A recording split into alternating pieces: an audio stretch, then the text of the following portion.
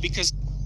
Good morning. It's another amazingly beautiful day on our way to do what we have to do. And good morning and morning good.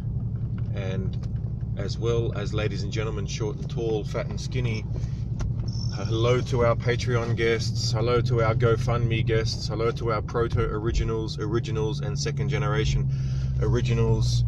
Hello to all of you. A massive thank you as always, because without you I would not be doing as many scopes. Hello, welcome back. Awesome to see you all again. And I won't be reading too many comments because I am on my way to my psych. And good evening, and good morning. Morning good and evening good. It is lovely to see everybody. So, we are going to our psych and there are so many things to talk about and discuss. And there is nothing more important. I noticed that my tumultuous last 4 weeks were exactly consistent with not seeing my psych 2 weeks ago. I was unable to see him because of the scholarship from which I was exiled, let's just put it. And so, as I say, it's important to have someone in your life, whether it's a professional, a family member, someone, a friend, with whom you can share things knowing they won't run away. I think some people have equated that to marriage. I like that idea where you're locking yourself in to a point where you can share anything you want. They're not going to run away, and vice versa. So there's so many things to think about. I don't even know what to talk to him about. We talked to him about the triggering of the banning and how it brought up all of the past interactions and trauma that resulted in that anxiety attack that happened 3 days later, which lasted for 4 hours, which I spoke to you guys about, and it's on YouTube, as you know, that 12-minute video we made. So is that something to discuss? Because the stuff that was brought up during the anxiety attack doesn't seem that big a deal at the moment. But it could easily be that those things are actually important and only come out during deep anxiety states. So maybe it is important to talk to him about that. But if I talk to him about that, then I'm not going to have time to talk to him about the case, which is obviously unbelievably stressful. Trying to figure out what the hell's going on there, what I can do to help, instead of sitting around and letting people try to come up with answers when they only come up with 10% of it, not knowing all of the rest. You know, in the case, people get presented with lies first. And it's very hard to, I've noticed for humans, maybe even me, I'm not sure, when you're presented with something and it fits, then to realize that it doesn't fit later on with new information. Condensed notes. Ooh, something's going on with the car. Ooh, something's going on with the car. What the hell? Okay, let us see what the hell is going on with the car. Put on the hazard lights. Get some duct tape, because I have a feeling I know what the problem is. Excuse me. If I can get the duct tape out.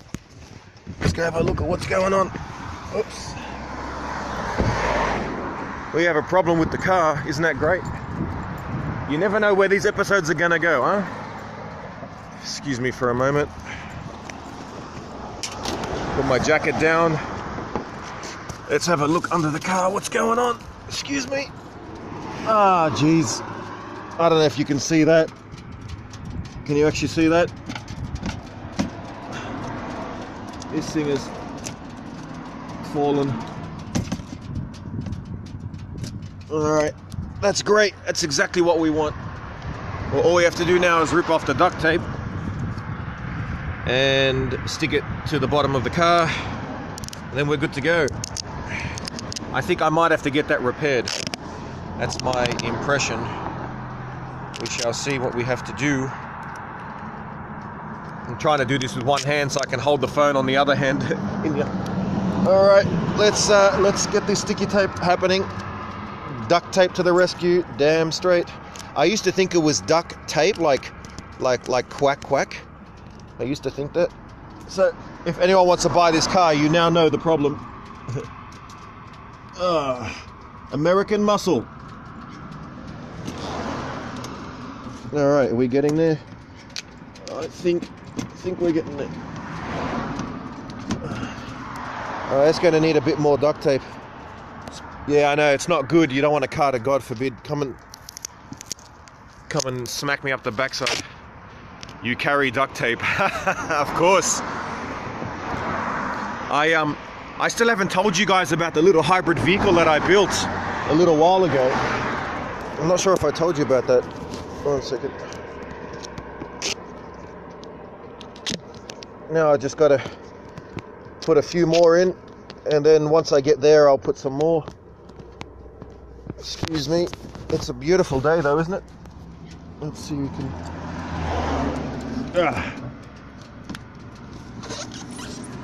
Alright. Looks like we're alright for now. I may have to get that repaired. Anyway, there you go. You never know what's going to happen on a Gab Smack channel. Unlike the Dome Father, I am prepared for nothing. As opposed to everything. Alright, we're back. Back in business. Imagine if that was the Dome Father, he'd probably have a spare car. He wouldn't have even had this problem. Thanks. He would have just he would have had the problem fixed before it even happened. He'd be like, yeah, and then he would bring it like a truck and have the whole underneath of the car replaced.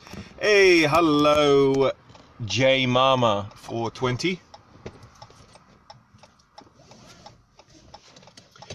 You call me Gabby, and you spell it in a way that used to be spelt when I was a kid.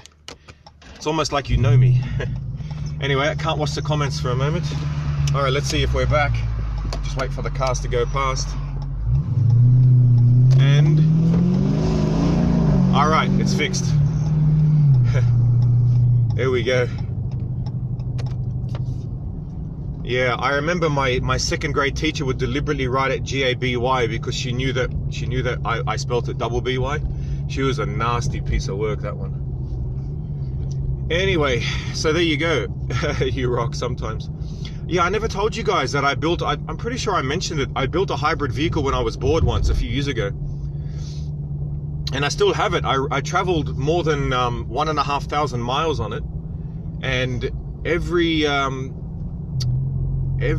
would do about, I think about 300 to 400, is that right? Or 200 miles to the gallon. I don't know. I'm not getting that right. You might have to. Hey, thank you very much. You may have to look it up on Google, but it was 1 liter of petrol. Oh, that's awesome. Thank you. Yeah, one liter is what was I going to say? Per about 150 kilometers. Roughly. So what's that? That's about 1 liter per 100 miles, and a liter is a third of a gallon. So maybe 300 miles to the gallon, or something like that. That's what I built, and it was electric and petrol, and it was still classified as a bicycle. Different for now. All right. Yeah, it's still classified as a bicycle, and so you don't need a license for it. And I could travel at up to 60 miles an hour. But the average speed was, with the electric, the average speed was about 40 miles an hour. And with the petrol, the average speed was about 20 miles an hour. But the petrol was good because you could last, with the petrol, you could last for ages. Whereas the electric had so much power, but it would only last, like, you could only use it for acceleration, really, because there wasn't enough power for it to last. Anything you can't do. Yeah, be normal. But we are only limited by our imaginations. And unlike most people, if once you read the book, you realize that when your life is completely destroyed, you don't really have fear or embarrassment or anything like that. Thank you, likewise. And so you just do whatever comes to your mind. I thought, you know what, I can build it, I will. What's normal today? I can't wait for your book. Neither can I. We're up to 20% of the funding, my dear. So we shall be getting there as soon as possible. My husband says that's how I ended up in Haiti. Ooh, that sounds like an interesting story. That's something that'd be good for scope. Anyway. Oh, I just realized J Mama is J Bear. Very cool. Anywho, so do that country accent. Which one? It was a relief mission. Ah, yes. Was it your husband's or yours relief? Sorry. You know I'm kidding. Too funny. I became accepted as a volunteer in the refugee parts of Lebanon years ago, about 15 years ago, but I never went. Man, imagine if I actually went, how much my life would have been different. And helping people was like exactly what I wanted to do. But I thought I could help them. I don't know what I was thinking back then. That accent you did talking about your Dodge. Oh, my Chrysler. I don't know. It's like, son. Love those videos. I can't remember. Son, this is my Chrysler, fool. I don't know. Boy, when you step in my car, you better watch your foot. I don't know what they say. How do I know? In the city, you must fight to survive. He had a Chrysler Dodge. And she... I don't know. And she used to pump the gas. Oh, baby, pump the gas. Get out of the chopper. They had one fight. And that fight was to unite. Oh my God, we have to unite. Get out of my way. Get out. No.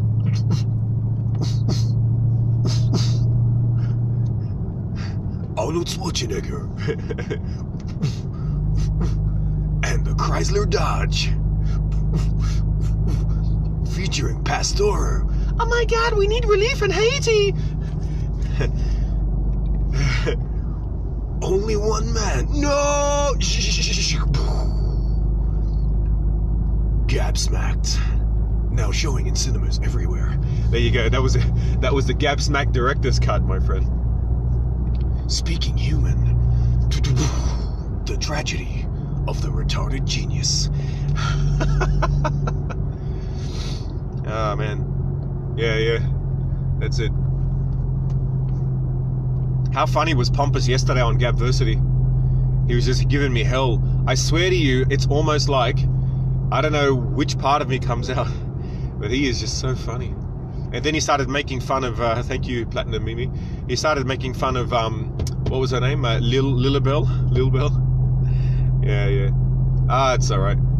I've noticed now that only the top 1% of people, in anything, not just gab-smacked or in money, in hospital, in healthcare, in writing, in literature, in comedy, only the top 1% really, are adherents or producers of about 50% of the stuff. It's an amazing power law. Yeah, that's so true. This is exactly true. It's a whole network, it's a web.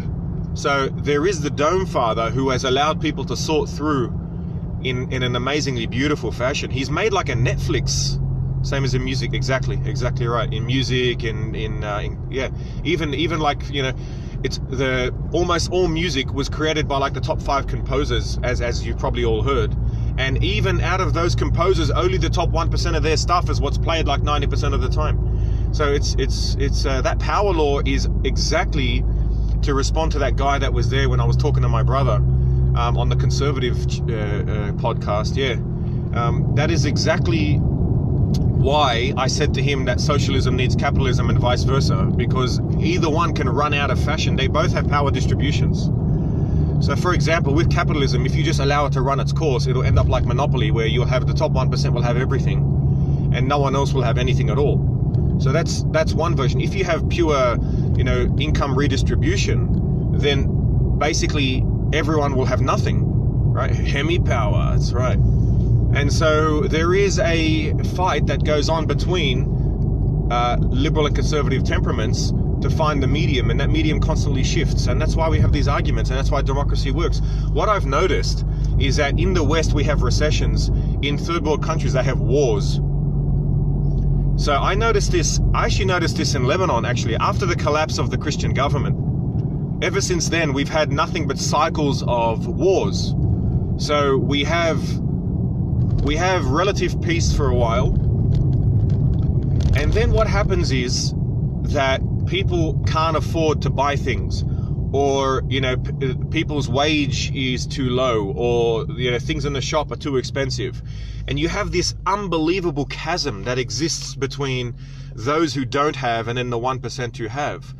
What's the better system? Well, that's like a good question. What I'm defining right now is a combination. It's a greater system. It's a super system, right? Because what I noticed in Lebanon, as I was saying, is that then when that happened, when people couldn't afford stuff, when capitalism got out of whack, then there'd be wars, right? But the wars, they'd be correlated. It wouldn't be a cause.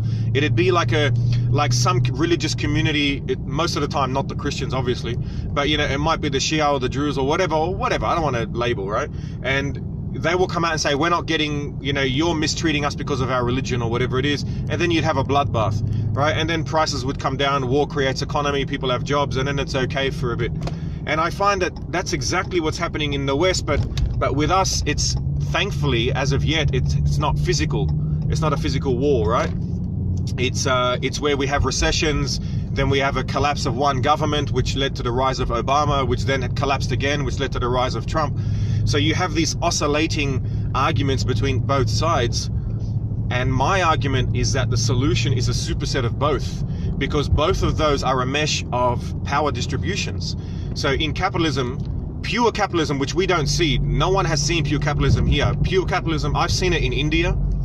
Yeah, you have both, but they're not mixing very well, So as I said, in India, in Lebanon, it's now happening in Greece, it's now happening in Italy, where you start to have this idea of one of them, whether it's socialism or capitalism, either income redistribution or so either equal opportunity of outcome or equal opportunity of input, right? And those two are fighting with each other, but both of those are flawed. They're flawed because you have what you call the natural human nature of power distribution. They never mix well because they are in themselves.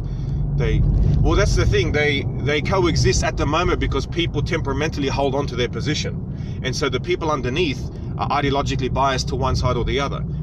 And so a lot of people on this scope might be like, nah, capitalism all the way. It's all about equal opportunity of input. The problem is that that's actually not completely possible, and we all know that. We know that, for example, McDuda is going to be a better truck driver than me, right?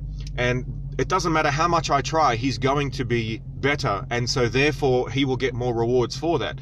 Well, then what happens to me? Well, I try and go to another domain. I go on scope, or I go do a physics degree or whatever. But there are some people who won't have the option to do any. So how do you look after those people? But at the same time, if the socialist idea goes too far, then you end up robbing, right, people, which is basically what income redistribution is. It's sort of thievery in a way, but it's brilliant, because, as I said, it is not possible to get equal opportunity of input, pure equal opportunity of input. It's not possible, right? Like, it's like saying, look at Bach, look at Beethoven, look at Mozart, right? It doesn't matter how much I try, right? I will never be as good as them in that domain. So I have to go to another domain. Now, if there aren't enough domains, like let's say I am, there's something wrong with me, or maybe I'm naturally don't have as much willpower or something, right? You want some sort of income distribution, because it also stops income inequality. Yeah, thank you. Income inequality, which causes violence. So, for example, like, would they have done today in today's realm? Well, that's another good question, but yeah, you don't know. They might have been taxed too much. They might have been banned from YouTube for being too incorrect with their hairstyles, and some of the lyrics of some of the way the music was phrased. Back then, when they were migrating from harpsichord to piano, that was a big deal, right? There were a lot of chords and progressions that were illegal. Probably not to alcoholics. Yeah, that's true. Well, a lot of that normally happens with creative people. That's another topic. But where were we? I lost where I was going. Yeah, so you need to blend. You need to be able to blend somehow. It's like a dance. There has to be a dance between rewarding people for succeeding, as well as helping those who are unfortunate, not as fortunate, right? There has to be a balance between them, and everyone agrees on that. Everyone, even Trump supporters. You know, I even heard Trump say once, "We don't want people to die on the street." So that's a that is exactly right. No human, what human? I know that's the thing. So the argument is not really that. That's why when people say capitalism, right? It's an argument of words, because you hear when a left wing, like when I hear someone say capitalism, I'm obviously different because I've been in many arguments. But if I'm not in an argument and I'm purely on the left, when I hear a Republican say, or a Trump supporter say capitalism, it's natural to think that they want poor people to die, right? Which is absolutely the furthest from the truth. It's not true at all. When you say capitalism, you're actually talking about quasi-capitalism with a safety net. That is not pure capitalism. And if you define it like that, no one wants pure capitalism, right? On the Republican side. Well, maybe some assholes do, but in general, they don't. They want people, you know, they might have someone in their family who's retarded, or, you know, I refuse to work so losers can flourish. Too good. That's right. But then what happens is when the conversation breaks down, right? Because we're all talking, we're like, yeah, that's cool, I can work with that. All right, I slightly disagree, but we're sort of disagreeing or agreeing, but it's within a realm of conversation. Whereas if I say to you, F capitalism, socialism all the way, what's going to happen? Well, what you're hearing is that I don't care about your innate gifts, right? I just want to steal from you. Now that is what someone, you know, maybe a Trump supporter, someone's going to hear, and then that is going to cause unbelievable, as we know, angst, right? There's no point in going over the cliches. But the power distribution is the problem. So the power distribution, as I said, there are more takers than givers. There are people in the middle who can become takers when the society, you know, allows them to do that, which is, and if you think about it, right, let's say, right, so I'll give you an example, right? When I lost everything, I went back to university and I went on to government assistance, but it turns out I didn't need it because I was still working part-time, not sleeping that much, and going to uni full-time, right?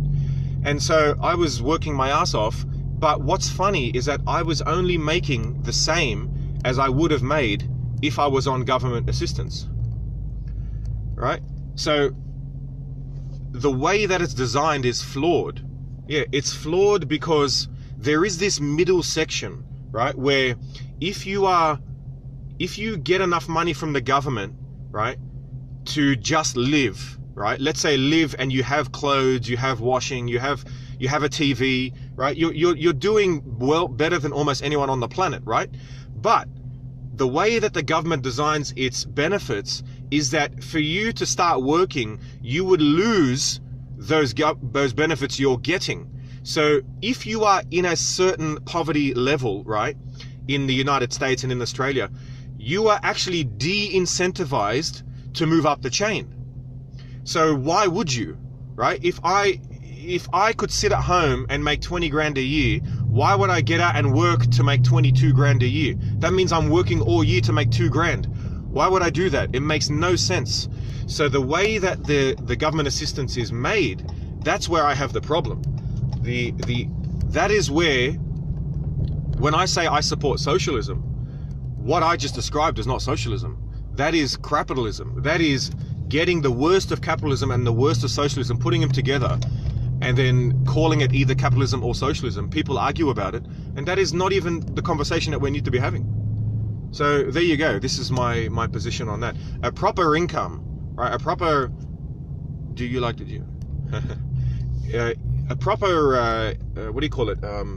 Income would be that you, if someone is on the ground, right, and they're only getting 20 grand a year, right, there needs to be an opportunity for them to rise up, and dare say part of the education system, so that the opportunity becomes an obligation, right? Morally, it becomes an obligation. And sorry, I'm just trying to wait for this person to reverse park. I don't know if she knows how to park. This is, sorry, love, cooking dinner, gotta go. No worries at all, guys. I gotta go soon anyway. So I'm just gonna reverse park.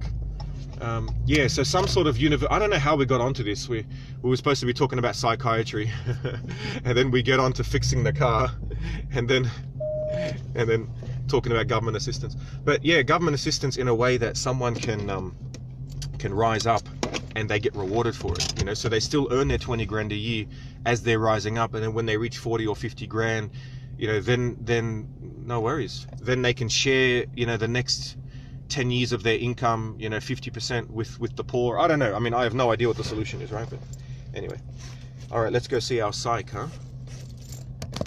And then we'll hang up. It's always a pleasure to see him. He's a lovely person.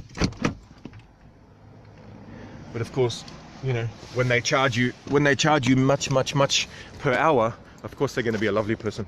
What do you expect? So I don't know what I'm going to talk to him about, but I'm just around, as you know.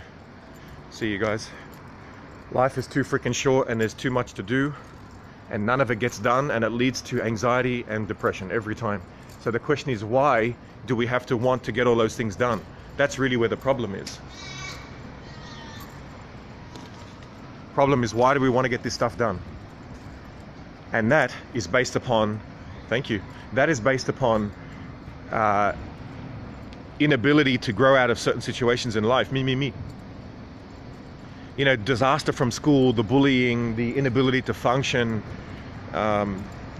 the amount of time it took to be able to blend in and then not have the reward for doing that work. All of that leads to bitterness, it leads to resentment, it leads to this desire to overcompensate. And that desire to overcompensate is the desire I've got to get rid of somehow, or cure it, or deal with it, or accept it. That is the problem, because I don't want to have to do 6 languages and my physics and my math and give every single ounce of blood I have to everyone, and that was metaphorical, because I'm banned from giving blood for some reason. Anyway, that's about it, guys. So I'm going to go have a lovely coffee, talk to my psych, and we may have another scope after I see my psychiatrist to update you with what we spoke about. It's only as good as the people running it. That is very true. That is very true. On that note, we're going to head off. All right, guys. Remember, gab smacked, where remaining silent is not an option.